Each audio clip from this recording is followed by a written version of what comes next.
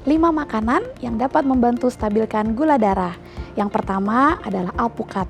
Kenapa? Karena alpukat itu tinggi akan lemak sehat, sehingga dapat membantu kita merasa lebih lama untuk kenyangnya. Yang kedua adalah sayur-sayuran hijau, karena sayur-sayuran hijau itu tinggi akan serat dan dia rendah kalori dan rendah karbohidrat.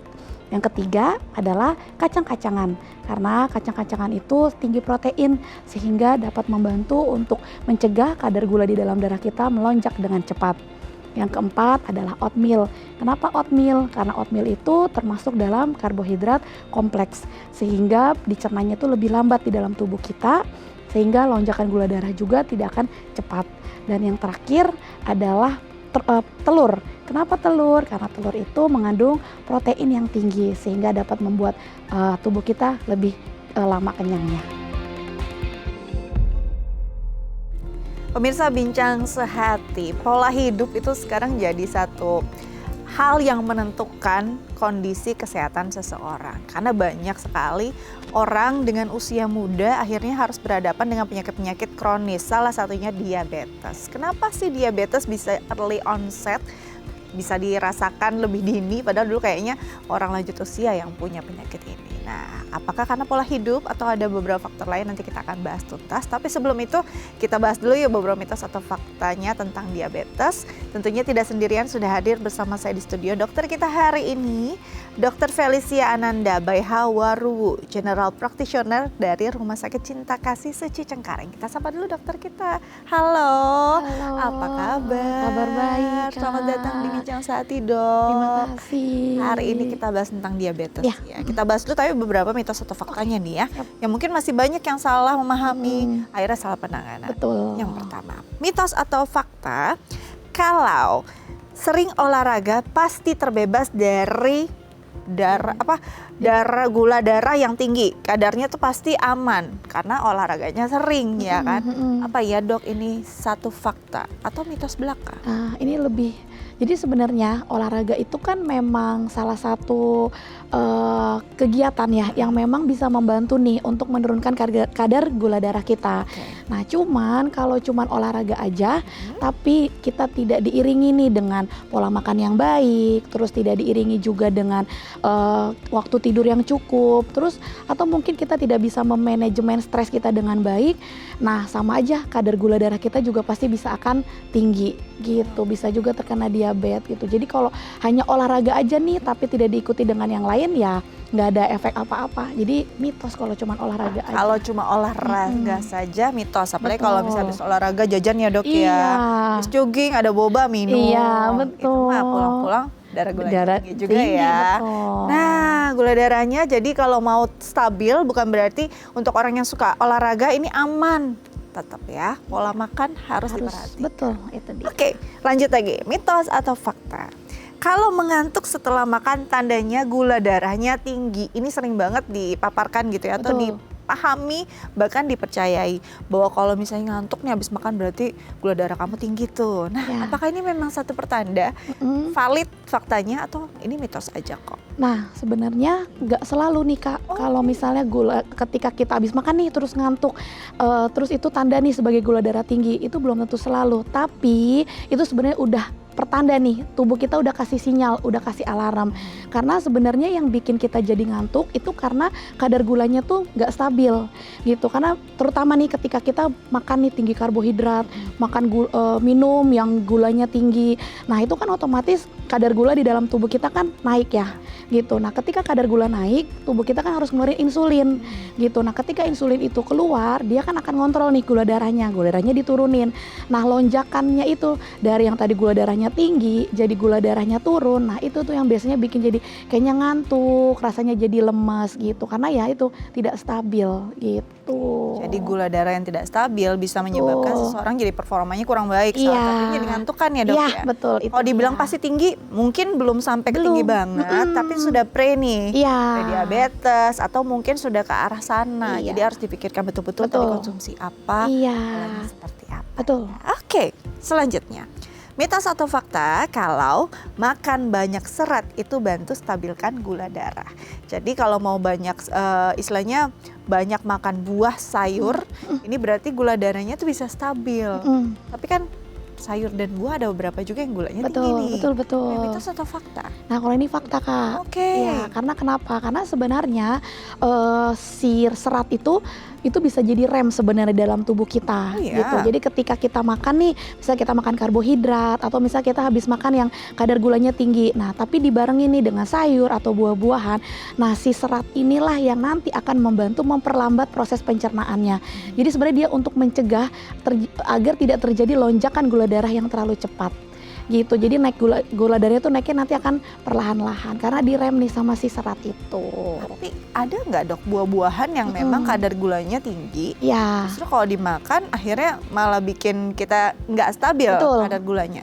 tetap ada beberapa buah-buahan yang Apa tuh? memang contohnya ya salah satu kayak misalnya nih mangga yang terlalu manis ya, itu juga sebenarnya pengaruh. Anggur itu juga salah satu buah-buahan yang memang kadar gulanya tuh tinggi gitu. Jadi pilihan buahnya juga harus diperhatikan Iya, ya. betul. Kalau bisa ya cari buah-buahan yang nggak terlalu manis sebenarnya ya, Yang kayak paling aman apa tuh? ya sebenarnya kayak jeruk ya, terus udah gitu sebenarnya buah naga pun juga masih oke sih, masih Oke boleh ya? iya gitu. Paling yang harus dihindari tuh yang benar ya kayak anggur-anggur gitu yang terlalu manis. Ya terus di mangga pun ya kayak gitu, kalau yang terlalu manis juga ya jangan terlalu banyak sih sebenarnya. Jadi gitu. kadang-kadang soalnya kita sudah makan buahnya tuh manis banget. Iya. Pasti yang dipilih yang manis dong. Iya, ya. itu dia. Terus sudah berpikir, wah saya udah makan serat Betul. saya cukup. Tapi Betul. kita kan nggak tahu ya kandungan di dalam buah tersebut Iya. sebenarnya lebih banyak serat atau gula. Gula, betul. Itu harus dia. Pilih betul-betul. Bukan berarti juga harus makan mangga muda ya dok. Iya, itu asem banget ya. Asam banget ya. Oke, selanjutnya mitos atau fakta kalau tidak makan adalah cara cepat untuk menurunkan gula darah. Kalau nggak makan kan langsung pusing gitu ya, Iya. Dok, ya. Itu akhirnya gula darahnya katanya turun. Tapi Iya. ini sebenarnya memang kondisi yang bisa dilakukan dan ideal dan dampaknya baik, atau sebenarnya ini berbahaya? Ini sebenarnya berbahaya sih Kak. Jadi makanya ini sebenarnya mitos gitu. Karena kan sebenarnya kalau misalnya mau kadar gula darah kita stabil, ya kita harus atur nih pola makan kita. Nah kalau misalnya kita sampai skip meal atau malah kita nggak makan sama sekali, itu yang nanti terjadi di dalam tubuh kita adalah organ hati kita itu akan mengeluarkan cadangan gulanya. Nah cadangan gula ini masukkan ke dalam darah.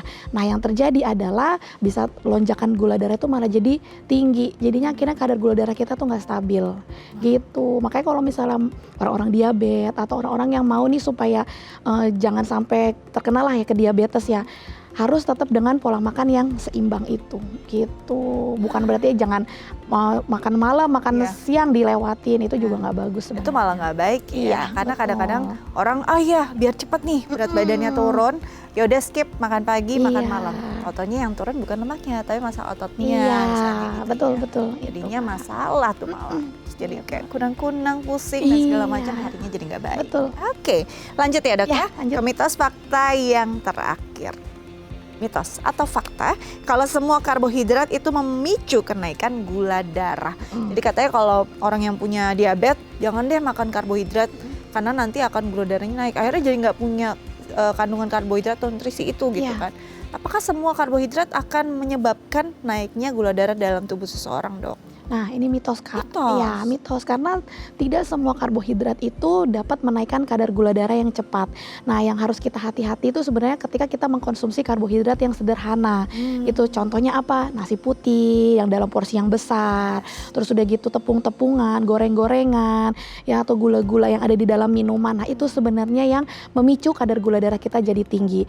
Nah lebih baik kita ganti ini ke karbohidrat yang kompleks, yang lebih lambat untuk dicerna seperti nasi merah ya, atau misalnya kita boleh ke gandum-ganduman ya atau ya ke sayur dan buah-buahan itu. Oke, Gitu. jadi sumber karbohidrat tuh bukan cuma nasi sama roti. Betul. Banyak banget Banyak banget. umbi-umbi Kak. yang bisa dimakan Iya. dan bisa karbohidratnya. Dan memang itu dibutuhkan ya dok Ya, ya dibutuhkan. di tubuh kita. Jadi jangan sampai di skip, sampai dieliminasi sama sekali karena memang fungsinya pasti ada. Betul. Kalau nggak ada nanti lemes Iya. dan ada masalah kesehatan yang menunggu. Iya, ya. betul. Oke, semua mitos fakta sudah terjawab. Nanti kita lanjut lagi ya Yap. di tema utama kita. Tapi usai jeda, pemirsa jangan kemana-mana, tetap bersama kami di Bincang Sehati.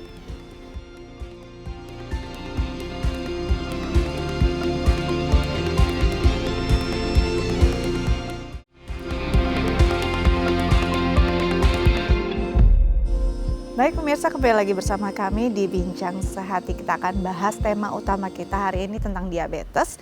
Dan untuk pemirsa di rumah yang mungkin punya pertanyaan terkait tema kita hari ini, boleh menelpon kami di 0212903244 atau DM ke Instagram kami di @bincangsehati.itv. Kita lanjut lagi dengan dokter kita hari ini, Dr. Felicia Ananda Bayhawaruwu, General Practitioner dari Rumah Sakit Cinta Kasih Seci Cengkareng. Oke, kalau kita bicara tentang diabetes, kayaknya nggak bisa dibilang penyakit sejuta umat, tapi kebetulan banyak banget lagi ya. Dari 10 ada aja tuh yang 5 punya diabetes. Betul. Gitu ya di circle kita.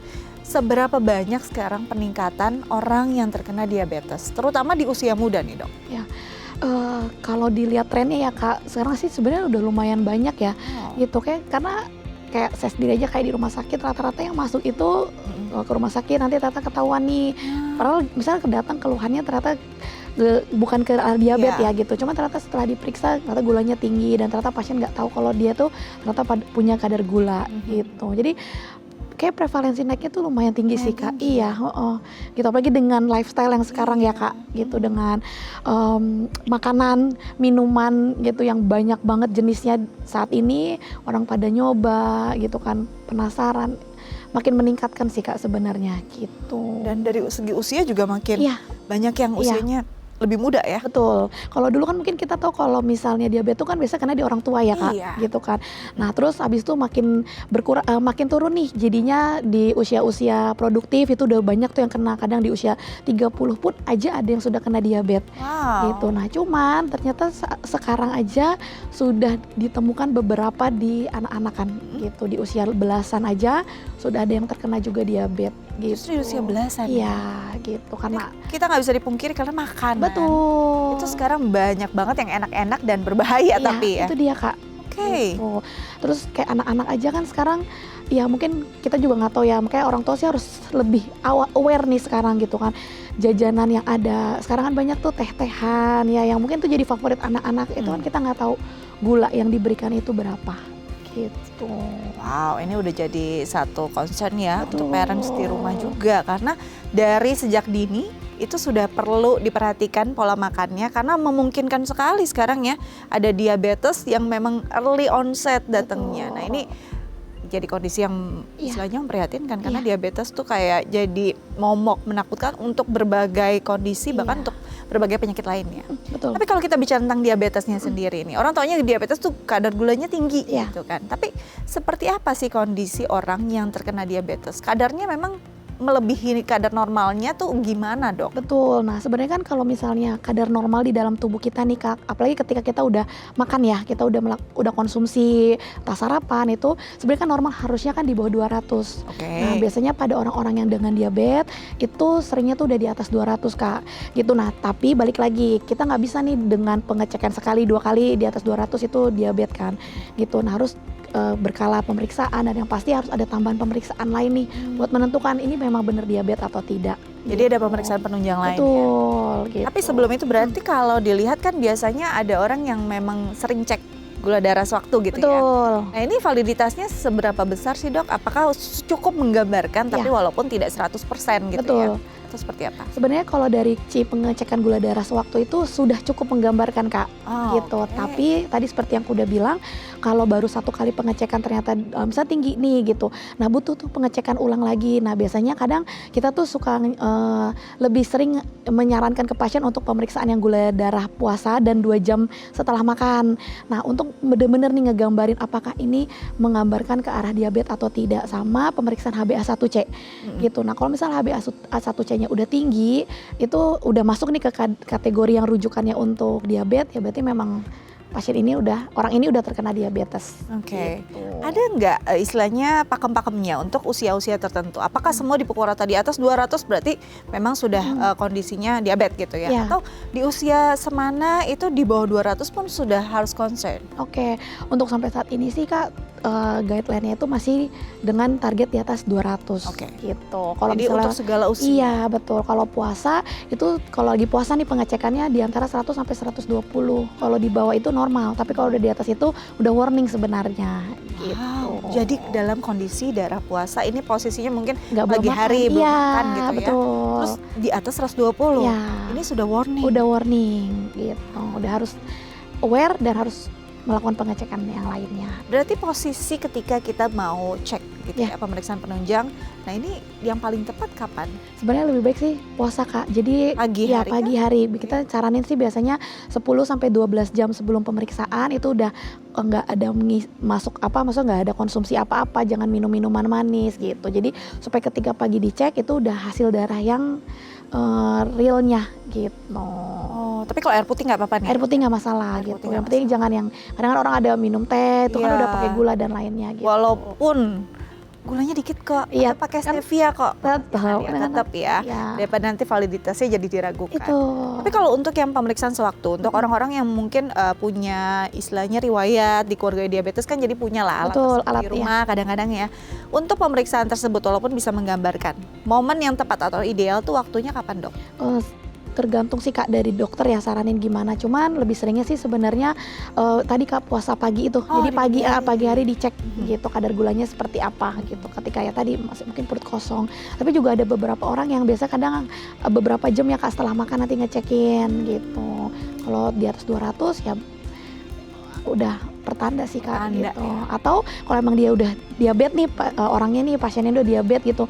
Dia ngecek ternyata di atas 200 harus tanda tanya tuh apakah minum obat rutin nggak ya kan Kak, atau dari makanannya atau ya obatnya harus diubah dosisnya seperti itu. Jadi memang harus benar-benar kenal ya kondisi diri betul. sendiri ya dok ya. Oke, kalau kita masuk ke faktor penyebab, apa saja sih faktor penyebab bisa membuat seseorang terkena diabetes? Nah banyak nih Kak kalau faktor penyebab gitu, apalagi yang pertama udah pasti lifestyle dari makanan. Kita udah banyak banget kan di sini makanan-makan cepat saji, minuman-minuman manis. Nah orang-orang yang sering konsumsi seperti itu udah pasti itu Kak salah satu faktor risikonya. Terus yang pasti pola dari kita tuh sekarang terkenal dengan sedentary ya, life ya gitu. Lebih banyak orang tuh malas bergerak gitu. Kerja 8-9 jam duduk aja di depan komputer, pulang juga duduk, main HP, nonton. Itu juga sama salah satunya kan. Terus udah gitu stres yang berkepanjangan itu juga bisa menjadi salah satu faktor penyebab dari diabetes. Dan sama orang-orang yang tidurnya tuh kualitas tidurnya nggak bagus gitu, yang sering tidurnya malam begadang atau malah yang tidurnya cuma berapa jam, itu juga sebenarnya salah satu faktor penyebab. Dan yang terakhir itu yang pasti adalah keturunan, genetik ya? Genetik gitu. Makanya harus hati-hati kalau di keluarga itu punya riwayat memang punya diabetes. Nah kita mungkin misalnya kita nih misalnya saya di atas saya bisa entah papa, mama atau mungkin kakek nenek ada yang punya diabetes, harus hati-hati nih, harus lebih aware gitu. Karena itu bisa menjadi salah satu faktor juga. Gitu. Kalau bicara tentang faktor genetik, kadang-kadang kita ada yang jadi parno, ada yang udahlah nggak kok gitu, pasti aman kok. Tapi kan secara nurture di dalam keluarga makanan sama, pola hidup sama. Betul. Seberapa besar sih kita perlu ada tindakan preventif untuk menjaga agar tidak terkena diabetes juga, secara mungkin di faktor keluarganya memang sudah wah nenek diabetes, ayah ibu diabetes gitu ya. Seberapa besar tuh harus dilakukan dan dari usia berapa? Nah sebenarnya harusnya dari usia muda sih Kak gitu. Dan harusnya sebenarnya dari ketika kita punya anak-anak pun yang makanya sekarang Kak banyak kan dokter-dokter misalnya kayak contoh ya dokter anak itu kan udah nyaranin kan kalau anak-anak di bawah 2 tahun itu disarankan untuk tidak diberikan makanan atau minuman yang mengandung gula tinggi gitu. Nah itu sebenarnya udah salah satu preventifnya gitu. Jadi sebenarnya harus benar-benar dilakukan sih Kak preventif itu, bahkan tanpa ada riwayat genetik pun ya harusnya sih udah kita lakukan ya di rumah gitu. Karena kan semua itu dari keluarga dulu kan gitu. Terus di atas 2 tahun gitu, kalau emang mungkin ya bukannya kita tidak memberikan gula sama sekali ya Kak gitu. Cuman ada batasannya gitu. Terus mulai ngajarin anak untuk tidak kayak misalnya mereka mau minta nih minuman yang manis ya kita harus kasih pengertian gitu. Dan kitanya pun sebagai orang tua juga harus memberikan contoh gitu. Dan kalau bisa di dalam keluarga pun dari piring makannya keluarga itu juga udah mulai harus sesuai ya dengan ya kayak sekarang kan terkenal ya dengan isi piringku gitu, yang isinya tuh buah-buahan, sayur-sayuran, terus 1/4 piringnya adalah karbohidrat kompleks, terus seperempatnya lagi adalah isinya protein kan gitu. Kan udah nggak ada tuh disaranin untuk gula yang kayak gitu. Jadi memang harus benar-benar didesain dari Iya, kecil ya. betul. Walaupun tidak ada faktor genetik, ini jadi satu hal yang memang perlu diperhatikan. Betul, iya. Karena kalau dari kecilnya sudah dibiasakan, nanti jadi selera makannya kan akan berkembang terus Iya, tuh. betul. Makanya ada yang bilang, aduh saya tuh selalu punya tempat untuk dessert. Gitu. Nah, itu Sekenyang dia. apapun selalu punya tempat untuk dessert. Karena makanan manis itu memang menggoda ya. Betul, Dok, betul Kak. Gitu, dan edik kan Kak.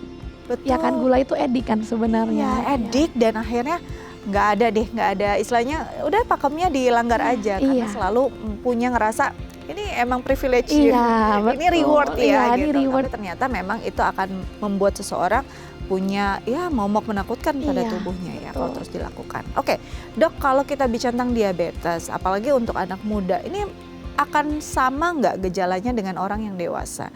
Karena kadang-kadang kok pas di anak muda nggak kerasa, tiba-tiba pas dicek, wah gula darahnya tinggi banget. Iya. Kenapa tuh Dok bisa berubah? Berbeda? Karena sebenarnya karena metabolisme kan, Ya. Kak, gitu. Kalau misalnya di orang tua, kenapa mungkin jadinya lebih banyak nih keluhan yang dirasain? Karena metabolisme di orang tua kan kadang udah lebih lambat ya Kak dibandingin kita. Nah kalau dia orang-orang muda itu kan karena kita kerja ya, terus mungkin kita masih ada yang olahraga, masih ada melakukan aktivitas. Nah kadang tidak kelihatan tuh gejalanya. Apalagi kan sebenarnya diabetes itu kan termasuk penyakit silent killer kan, gitu. Makanya dia nggak muncul nih gejalanya apa. Nah cuma nanti Kak ketika tiba-tiba nih gula darah naik, baru tuh berasa gitu kan. Entah tiba-tiba kok kayak ngerasa kok berat badannya makin lama turun gitu, berat badan tuh turun nih, tapi nggak ada penyebab yang jelasnya kenapa bisa turun, diet enggak, terus kok cepet capek ya kan, cepet lemas badannya gitu. Terus mungkin ada yang ini loh kayak yang klasik yang sering kita dengar, yang 3P, kok ada rasa yang polifagi, poliuri dan polidipsi, yang rasanya kok lapar mulu ya. Makan udah nih, sebenarnya udah makan gitu, tapi kok kayaknya beberapa jam setelahnya kok kayak udah lapar lagi, terus aus terus rasanya kayak cepet aus. Terus sama yang terakhir itu kok kayak lebih sering pipis, terutama di malam hari. Nah itu juga udah sebenarnya udah jadi gejala aware sih gitu. Dan biasanya kayak gini pun di orang muda udah mulai berasa kerasa sebenarnya. ya. Tapi kadang karena namanya anak muda, enggak lah ini mah bukan gitu. Jadi gampang lapar, Gampang haus, gampang pipis. Iya. Udah 3 hal ini udah jadi satu alarm nih ya Iya, untuk kita yang betul. masih muda. Betul. Kok udah ada tanda-tanda ini, Iya. jangan ngerasa bahwa itu diabaikan aja, tapi Betul. ternyata bisa jadi satu alarm kita untuk lebih aware. Iya. Oke, nanti kita lanjut lagi. Boleh. Saya jeda ya, pemirsa jangan kemana-mana, tetap bersama kami di Bincang Sehati.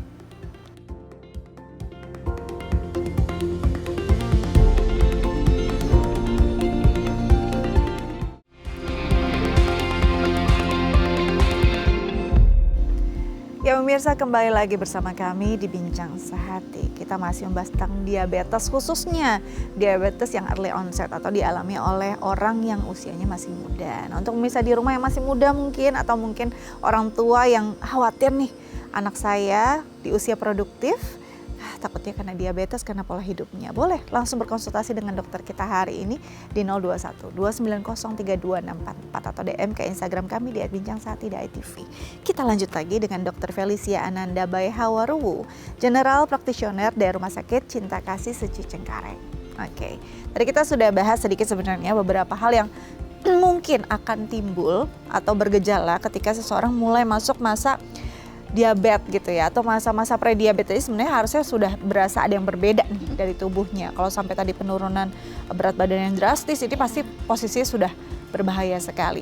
Tapi ada nggak gejala-gejala lain yang khas selain tadi berat badan turun, terus mungkin secara tadi gampang pipis, gampang lapar, gampang haus gitu ya Dok ya. Ada nggak ciri-ciri khas lain yang memang jadi satu gejala yang muncul ketika seseorang kena diabetes? Oke, nah kalau untuk gejala lain ya Kak dari yang tadi saya sebutin, itu yang pasti biasanya tuh karena kan diabetes itu kan bisa terkena ke syaraf-syaraf perifer kita ya.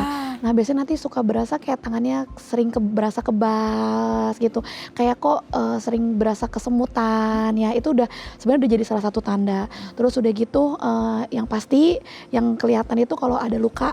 Nah itu sembuhnya lama tuh gitu, luka misalnya luka kecil pun gitu, misalnya contoh kena kayak kena misalnya knalpot atau misalnya kena gunting kuku berdarah, kok lama sembuhnya. Nah mungkin itu udah bisa jadi alarm juga sih sebenarnya untuk kita lakukan pengecekan gula. Takutnya ya kita udah ada nih bahwa diabetesnya itu gitu. Jadi dengan luka yang nggak sembuh-sembuh, Ya. padahal kayak lukanya ringan gitu Ya. ya. Terus kondisinya kalau memang kondisi orang yang sebenarnya masih aktif, produktif, tuh kok tiba-tiba sering banget kesemutan. Iya. Ini kan biasanya kalau yang sering kebas dan segala macam mungkin lansia Iya, gitu. betul. Masih muda kok sering kebas dan kesemutan, nggak ada masalah saraf. Bisa jadi nih Ya, kondisinya memang ada diabetes. ada alarm. Udah alarm. Hmm. Oke, Dok, kalau dalam kondisi demikian sudah ada gejala-gejalanya Ya. nih, berarti kan harus ada tindakan yang bisa dilakukan. Apakah modifikasi pola hidup jadi satu kunci duluan nih sebelum kita masuk ke dalam mungkin harus ada konsultasi medis? Nah bisa Kak, sebenarnya salah satunya dari perubahan lifestyle ya gitu. Dari mulai hindarin, mulai mengurangi, malah bukan sebenarnya mengurangi lagi ya Kak. Kalau bisa ya hindari nih makanan-makanan atau minuman yang dengan kadar gula tinggi ya kan. Terus udah gitu karbohidrat yang sederhana yang tadi ku bilang. Terus udah gitu mulai nih lakukan aktivitas olahraga secara teratur ya kan. Untuk supaya metabolismenya naik gitu. Terus mulai pola tidur diperbaikin. Itu udah boleh untuk menjadi salah satu cara ya untuk bantu yang mengurangi dulu lah gejalanya gitu. Oke, kalau pola hidup sudah diubah, Ya. sudah diperbaiki pola makannya, isi piringnya, terus sudah mulai nggak mageran lagi nih Dok ya, nggak rebahan Ya. terus. Tapi kalau masih tinggi aja nih, berarti Nah. sudah waktunya nih ya. Lakukan pengecekan. Nah, berarti Gitu. ketika kita datang ke rumah sakit, mungkin ke spesialis atau mungkin ke general practitioner, ini kan sudah bisa dilakukan untuk melakukan anamnesis dulu, atau Betul. pengecekan dan segala macam. Tapi orang tuh takut biasanya. Aduh, nanti diapa-apain, atau ngeri banget sama kenyataan bahwa wah saya memang punya Diabetes. masalah, diabetes. Padahal sebenarnya menakutkan itu nggak sih Dok? Sebenarnya sih enggak sih Kak. Bahkan lebih menakutkan lagi kalau nggak melakukan nggak Itu sih dia. Kak gitu. Karena balik lagi diabetes itu silent killer kan. Ketika nanti tiba-tiba nih kita nggak tahu nih organ apa lagi yang dikenain, jadi dampak dari si diabetes itu. Karena bisa nanti ke otak ya, nanti tiba-tiba mungkin jadi stroke ya kan. Terus atau nanti bisa ternyata ke jantung, ternyata ada permasalahan jantung ya.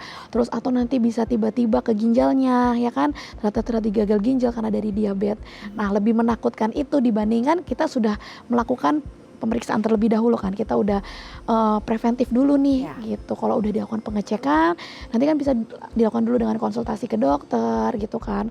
Apakah harus perlu minum obat atau tidak, atau bisa dari lifestyle dulu. Nah, itu kan habis setelah pengecekan bisa kita lakukan konsultasi. Gitu. Kapan sih seseorang harus minum obat Dok? Kondisinya Oke. seperti apa?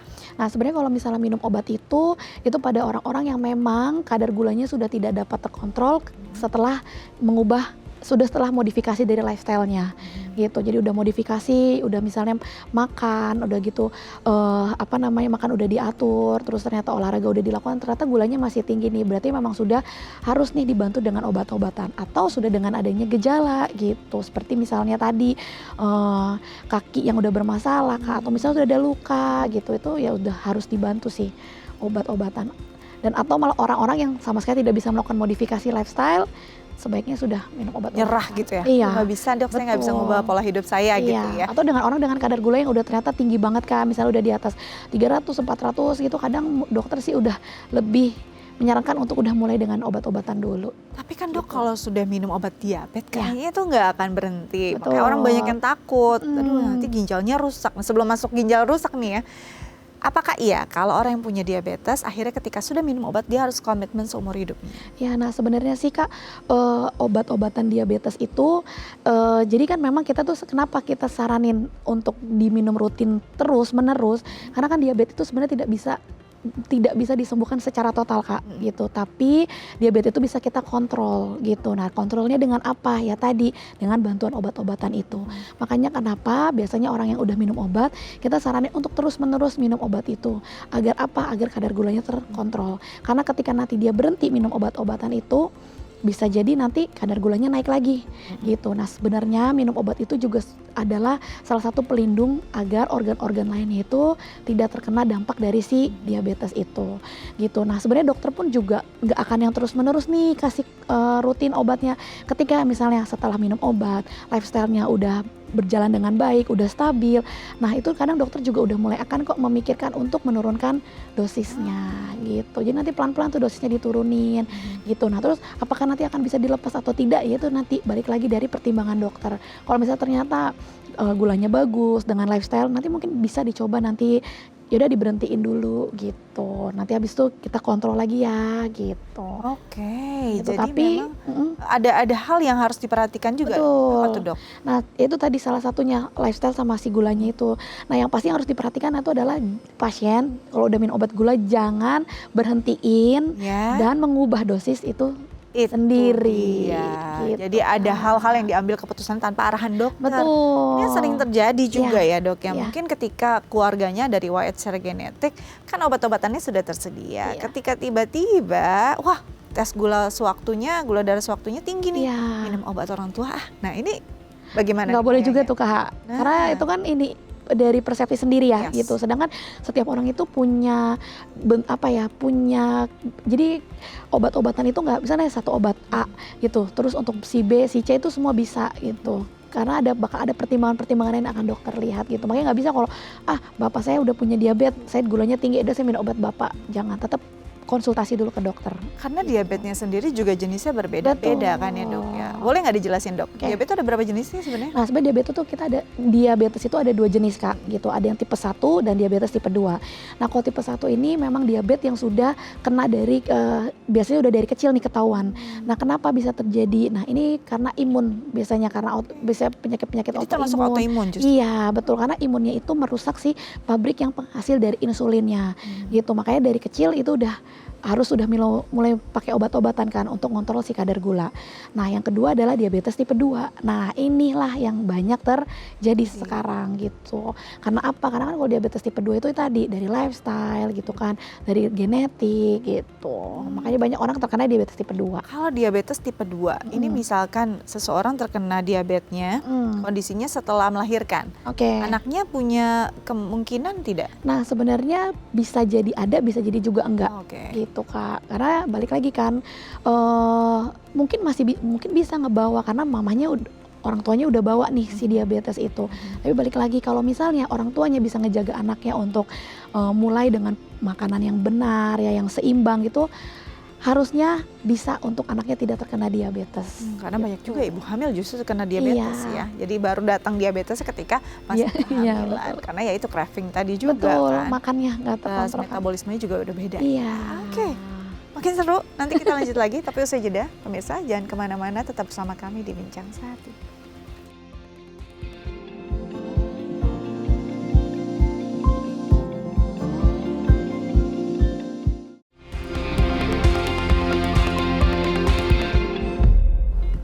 Baik pemirsa, kembali lagi bersama kami di Bincang Sehati. Kita masih bahas tentang diabetes di usia muda. Dan untuk pemirsa di rumah yang mungkin punya pertanyaan terkait tema kita hari ini, boleh menelpon kami di 021 290 32644 atau DM ke Instagram kami di @bincangsehati.itv.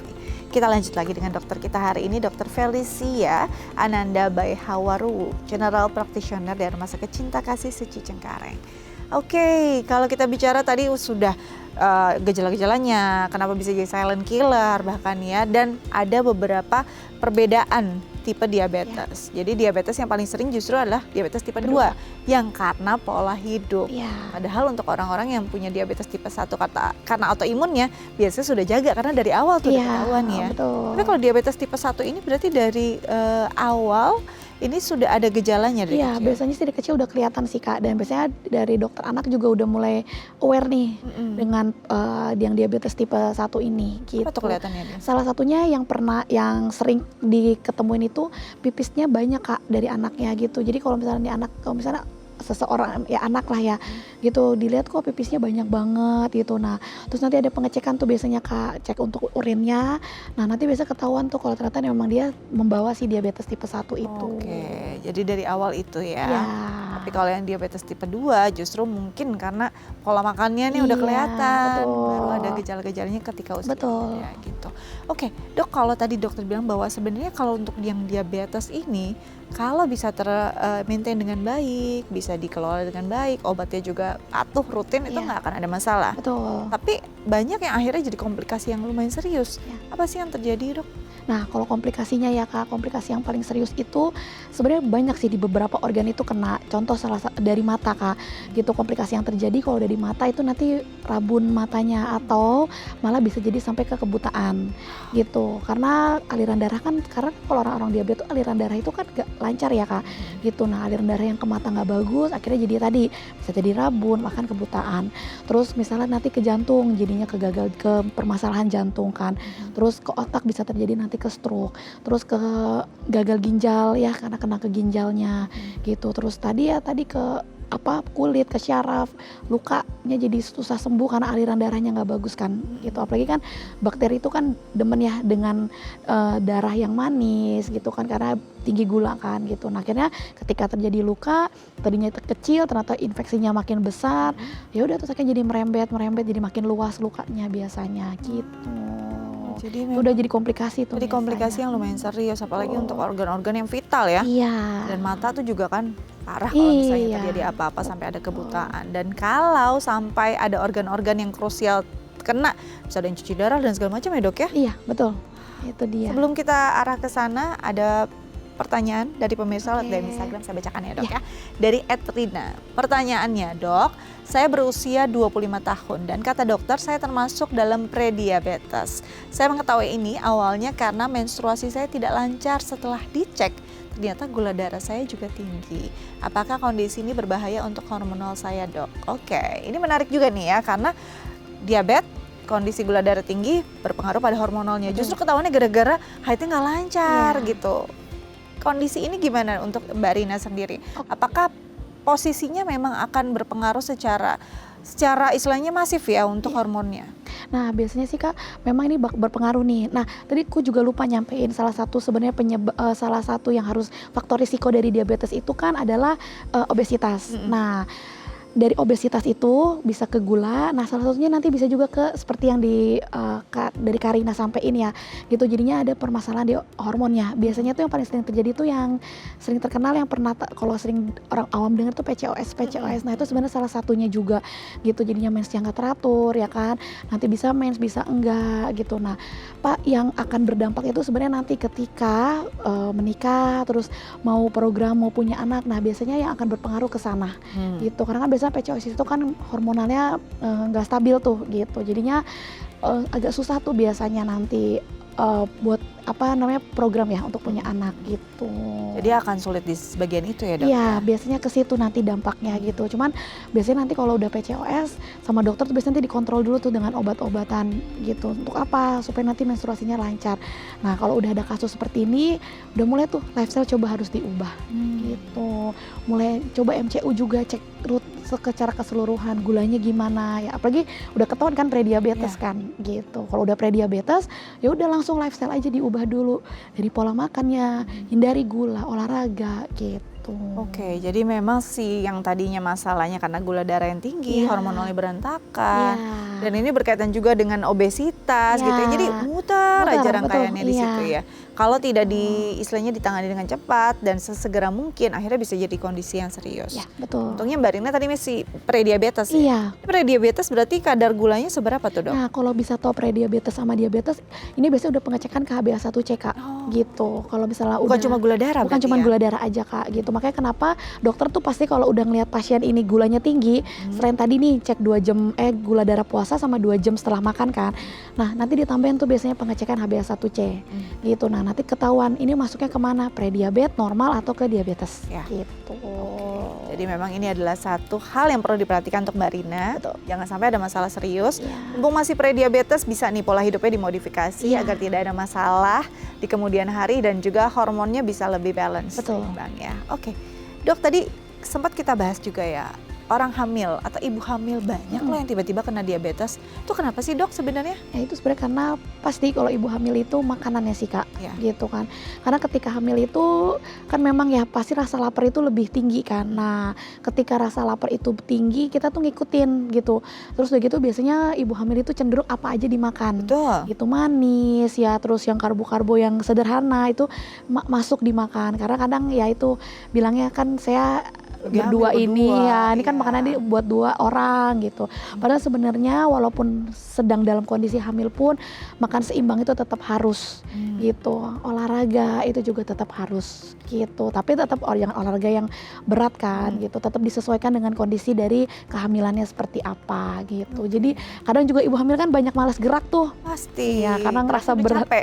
Iya bener, bawa beban kan. Iya. Gitu. Apalagi kalau udah makin hamil besar kan, udah makin capek, pinggang sakit. Nah biasanya itu tuh lebih di lifestyle sih. Makanya kenapa ibu-ibu hamil itu lebih sering, lebih banyak juga yang terkena ke diabetes. Tapi untuk case ibu hamil yang terkena diabetes setelah kehamilannya selesai, apakah diabetesnya akan hilang juga atau ini bisa jadi satu hal yang menetap? Nah kadang Kak ada beberapa yang nanti diabetesnya hilang gitu. Jadi setelah hamil dicekin berkala ternyata gulanya turun. Tapi ada juga yang sudah harus tetap rutin minum obat. Jadi jangan gitu. ngerasa mumpung lagi hamil udahlah ya. Iya betul. Bebas aja semuanya. Iya, Tapi kesalahan ternyata bisa banyak jadi ibu masalah. hamil itu. Tuh, jadi masalah nanti menjadi panjang deh ya Iya. pasca kehamilan. Apalagi baru punya baby pasti lagi capek-capeknya kalau sampai harus menghadapi kondisi yang ya masalah. Kadang nanti malah ke babynya juga kan. Iya, jadi gitu. masalah kan. Iya, ketika hamil entah ternyata bayinya atau gula darahnya turun gitu-gitu. Jadi juga nanti ke babynya juga yang akan bermasalah. Betul. Jadi jangan sampai momen bahagia itu malah jadi masalah Iya, serius ya, Dok, ya. Oke, nanti kita lanjut lagi tapi usai jeda. Pemirsa jangan kemana-mana, tetap bersama kami di Bincang Sehati.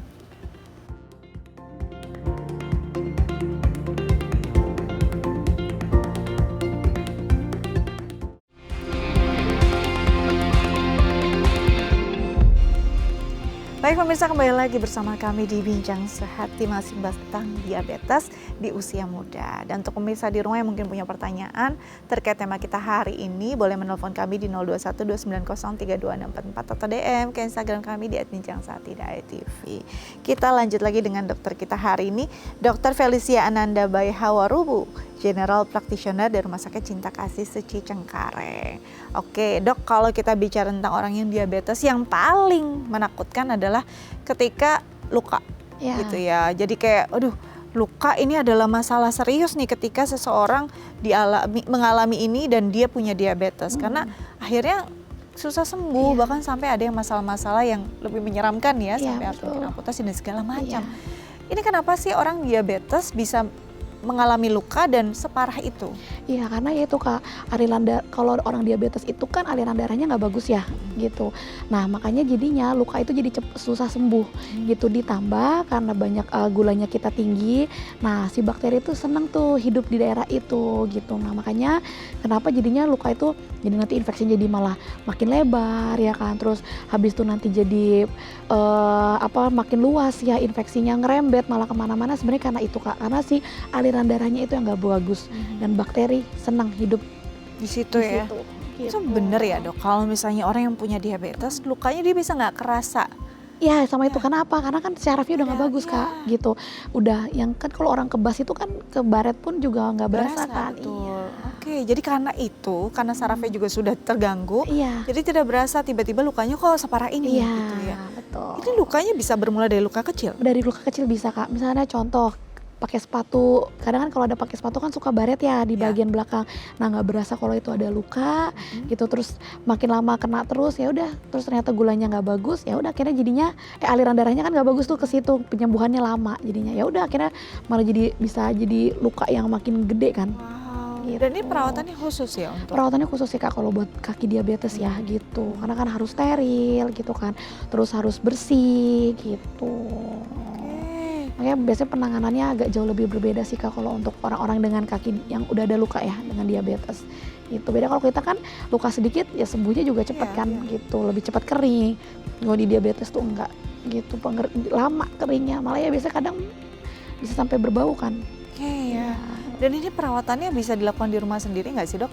Sebaiknya sih Kak kalau udah ada luka diabetes itu lebih baik sih ke rumah sakit ya, atau ke tempat-tempat yang memang kadang sekarang banyak ya home care untuk luka diabetes gitu. Lebih baik ke tempat seperti itu Kak, karena alatnya steril ya kan, terus kita akan jauh lebih bersih untuk melakukan pembersihan di luka itu gitu. Karena kalau sendiri kan kita nggak bisa jamin ya Kak gitu bersih nggak. Jadi perawatannya memang harus khusus karena memang harus benar-benar steril dan higienis. Kalau salah nanti malah jadi makin luas. gitu. Dok, kalau kita bicara tadi selain ada luka.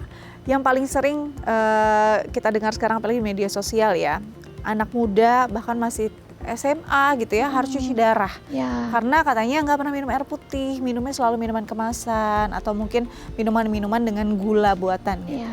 Nah ini berarti memang sampai bisa merusak organ ginjal kan? Iya. Seperti apa? Iya, bisa sampai merusak ke ginjalnya Kak, karena ya itu tadi satu problemnya adalah gula itu diabetes itu kan merusak aliran darah kita kan gitu. Makanya jadinya akhirnya ke ginjal pun semua proses yang harusnya di ginjal ngedetoks racun ya kan, menyaring racun dan lainnya itu tidak bisa dilakukan oleh ginjal. Gitu akhirnya sampai kondisi di mana ya ginjalnya itu rusak, racunnya nggak bisa keluar dari tubuh kita gitu, malah akhirnya jadi makin numpukan di dalam tubuh gitu. Jadi akhirnya harus sampailah ke tahap di mana harus cuci darah gitu. Oke, ini menyeramkan ya kondisi-kondisi Iya, yang betul. bisa jadi memang hal yang akan dihadapi oleh Iya. orang-orang yang punya diabetes tapi abai, nggak mau mungkin berobat, takut, Iya. jadi nggak minum obat secara konsisten. Betul. Jadi bisa sampai tadi bisa ada luka yang nggak sembuh-sembuh, Iya. berujung amputasi, bahkan bisa sampai cuci darah Darah. seumur hidup. Iya. Berarti yang memang paling penting adalah pencegahannya, lifestyle-nya dong, Iya, Dok. betul. Mungkin ada nggak tips dari dokter nih untuk kita, apalagi yang masih muda ya, untuk bisa mencegah, bisa ada tindakan preventif agar tidak terkena diabetes? Oke, yang pasti adalah yang pertama lifestyle. Udah modifikasi lifestyle tuh udah yang pasti adalah jadi salah satu kunci paling baik, paling benar untuk kita untuk mencegah terjadi diabetes. Udah makan, pola makan gizi seimbang. Terus kalau kita memang ngerasa kita nih obesitas ya, kita diet gitu. Cuman ya tadi balik lagi jangan diet sembarangan. Kalau bisa konsultasikanlah ke dokter gizi supaya kita bisa dipandu kan makannya seperti apa. Terus mulai olahraga rutin gitu, minimal 30 menit 30 menit sehari. Ya diulang 3-5 kali seminggu. Nah lakukan olahraganya jangan cuman yang olahraga yang ringan, kalau bisa yang bisa diulang terus berkali kayak misalnya jalan cepat, terus udah gitu kardio ya gitu buat supaya naikin metabolisme kita. Terus udah gitu ya hindarin stres kalau bisa. Mungkin kadang stres kan nggak bisa dihindarin ya, Betul. tapi mungkin kita bisa memanajemen stresnya itu gitu. Gimana caranya sih supaya ketika kita stres ya itu jangan jadinya, kadang kan kalau orang stres jadinya begadang Betul, ya kan. makannya lebih banyak lagi. Makan jadi lebih banyak kan. Orang banyak yang bilang ya kalau stres saya jadi maunya ngemil mulu. Nah itu coba dihindarin, atau kalau emang mau ngemil carilah cemilan yang sehat, mungkin sayur atau misalnya mungkin buah-buahan ya, itu boleh diganti dengan seperti itu gitu. Oke, jadi memang pola hidup harus diubah, dimodifikasi ya. betul. Terus juga harus diperhatikan juga harus gerak nih, Gerak, iya. harus olahraga karena itu yang membantu kita juga bisa menstabilkan gula darah. Betul. Plus hindari stres. Stres. Karena kadang-kadang kalau stres kita makannya jadi banyak. Iya. Atau ada orang yang emang lagi craving aja tapi alasannya Stres. stres. Bener. Jadinya itu jadi masalah besar. Iya. Berarti pencegahan jauh lebih penting Jauh lebih daripada penting. mengobati. Karena Iya. kalau sudah pada tahap mengobati, ini perlu komitmen dan konsistensi jangka Betul. panjang ya. Dan pasti harus ada dukungan keluarga sih Kak. Oke. Gitu. Kalau udah pengobatan karena kan harus kontrol terus, minum obat rutin gitu. Karena memang dukungan keluarga jadi hal yang paling penting ya. Iya betul. Kalau misalnya nggak ada dukungan keluarga, misalnya nih ternyata dari keluarga tetap makanan yang disediain makanan yang nggak baik, ya kan, yang nggak sehat ya. Mau nggak mau. Iya. Oke, dokter thank you sudah hadir di Bincang Sehati, banyak kasih. banget tips yang bisa dibagikan. Tetap jaga kesehatan ya, agar bisa terus menginspirasi. Oke, pemirsa Bincang Sehati, sekian dari kami. Semoga berguna untuk Anda. Astia Dika undur diri, sampai jumpa.